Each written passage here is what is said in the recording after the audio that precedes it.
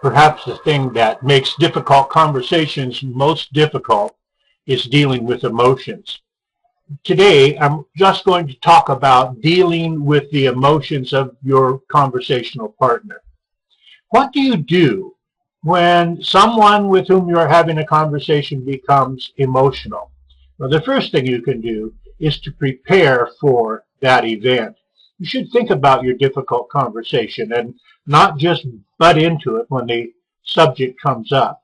If you know that there's a problem with a coworker, with your boss, your spouse, a friend, whoever it is, you need to think about how you're going to conduct your conversation when you deal with that problem. And one thing you can do is to anticipate the emotional reaction and prepare for it. So what happens when someone becomes emotional, and how do you deal with that emotion? The first thing that's important is to recognize when someone is becoming emotional. Now, not everyone who is becoming angry, for example, will look like this particular gentleman. As a matter of fact, this gentleman is probably not angry at all. He's an actor, and I snapped this picture of him at the Kansas City Renaissance Festival several years ago. But the first thing to do is to recognize emotion. Now, someone who is angry may not look, as I said, like this gentleman. What we often see is, yes, all right then, that's fine. This is what psychologists call the flat effect. Someone is very angry, but rather than shout, yell, raise their voice, they go the opposite direction. You need to recognize that a person who is exhibiting flat affect is probably just as angry as the person who is yelling and shouting and raising his voice. So first of all is recognize that the person with whom you are speaking is becoming emotional. The next thing is somewhat counterintuitive. What do you do when someone with whom you are speaking becomes emotional?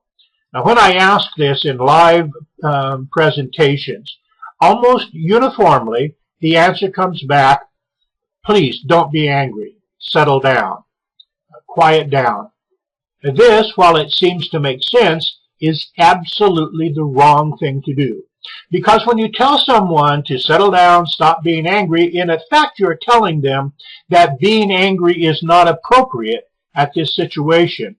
When instead of that, what you really need to be doing is to tell them that their anger, hurt, frustration, whatever emotion you're dealing with is okay, that it's legitimate. Now think about this for a moment. Suppose that I say something that makes you very angry. Suppose, for example, I'm your boss and I tell you that I need you to work late. I tell you at the last minute and you have plans. So I say to you, are you angry? You say yes. And I say, why are you angry? I mean, one time I asked you to stay late and this is what makes you angry? What's wrong with you? Does that do anything to your anger at all? I think it does. It exacerbates it. It makes you more angry. When we deny the legitimacy of someone else's emotion, it makes that emotion more powerful. It exacerbates it.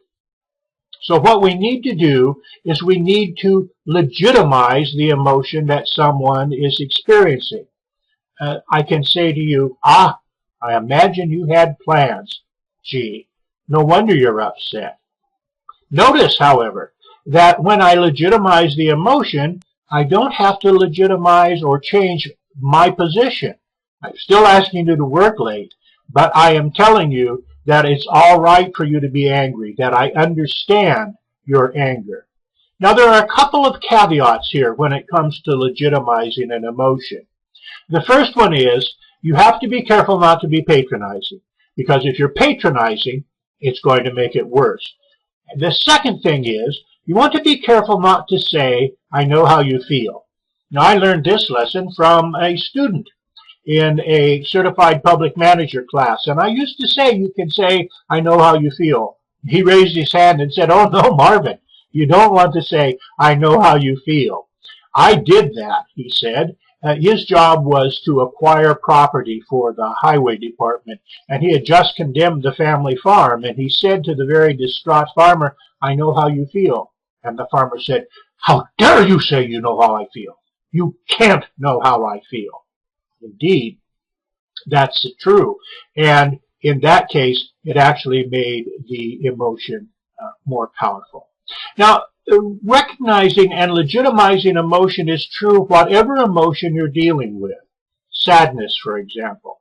Let me tell you something that you absolutely should never do. When you deal with someone who is sad and upset, the very last thing you want to do is to count their blessings for them. One of my jobs is as an attorney, and I can tell you that if you are feeling very bad and someone counts your blessings for you, it's okay to do physical damage to them. No, of course it's not, but it seems like it should be.